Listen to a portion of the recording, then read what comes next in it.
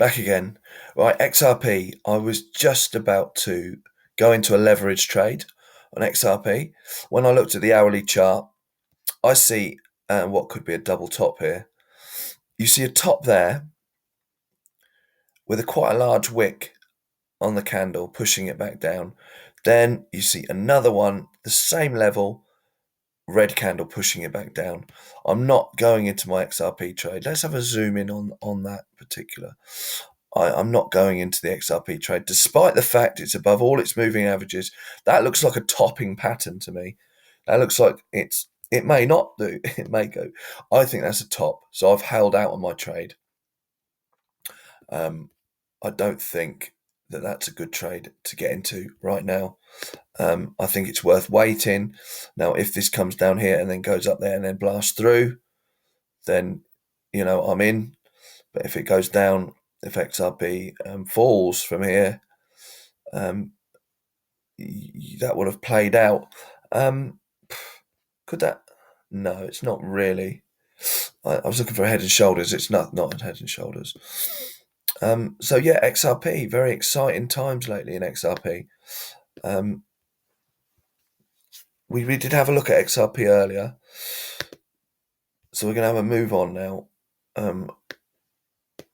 Right, here's a chart that I really wanted to show everybody.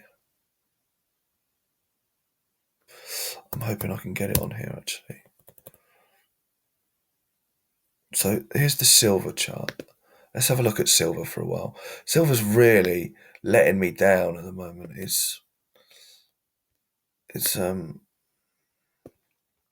I have a trade open on silver, and I opened silver around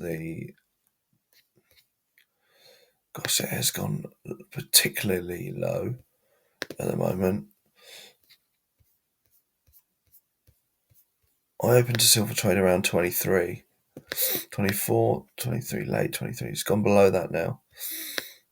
Yeah, it's in a bearish pattern at the moment, silver. I think that'll turn. I think that'll change. It could double bottom here. So you see there, that there, that low there, it could go to that low there and bottom there. That would actually be quite a good pattern. Let's have a look where we are at the Fibonacci on silver, because there seems to be no let up at the moment. It just seems to be very bearish. That would be a very good double bottom if it bottomed there, especially if there was a hammer candle as well. Right, so where can we measure this fib from? Where did this cycle start from? You could go all the way back to March, couldn't you?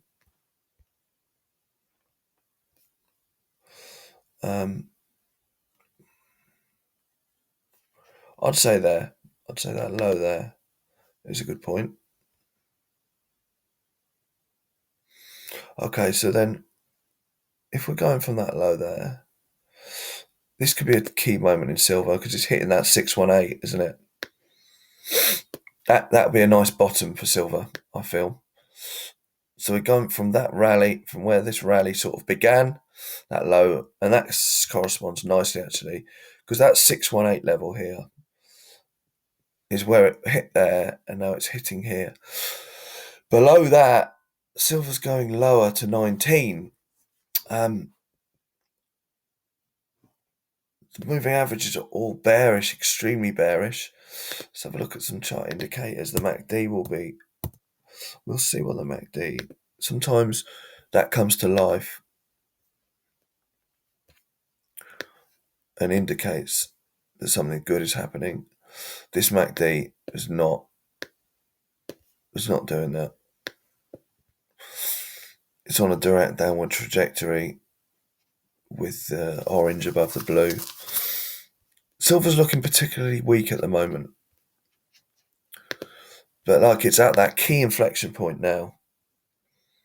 Key point for silver. Now this will probably be below zero, I would have thought. Not quite, but not in a good position. We were up at 54 and we came down to the 382 there. Went up 236 for ages. all the way down to the 618, up to the 382, tested it again, back to the fib 50, up to the 382, down to the fib 50, and then broken down. And now this is the key point in silver. It's, will it go below? And that would be a lovely double on that. Will it go below this 21.90? This is nearly bearish. This is at 4. A stochastic RSI can sometimes tell you whether, right, it looks like it could be bottoming there. It's gone down, yeah. This looks like it could be bottom. Silver could actually become a buy very shortly. At what point would I buy? That's interesting, because this indicates here that silver is at a bottom.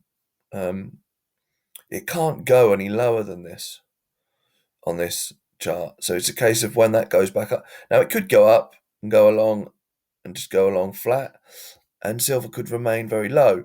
But usually there's some sort of bounce. Look here, the price went from lows of 23 up to highs of 25.8. So let's see on the silver. Let's have a look. Let's see what happens with it. Moving averages, I say, it's all bearish. Let's have a look on a shorter term view on the hourly chart. So again, we're very bearish. We're hitting that key level now. We're hitting that key level, and it's how it reacts to that. Today could be a key day in silver, because if it goes below that, we're struggling. We are really struggling. Look, it corresponding, hit it there. Yeah, so silver, struggle.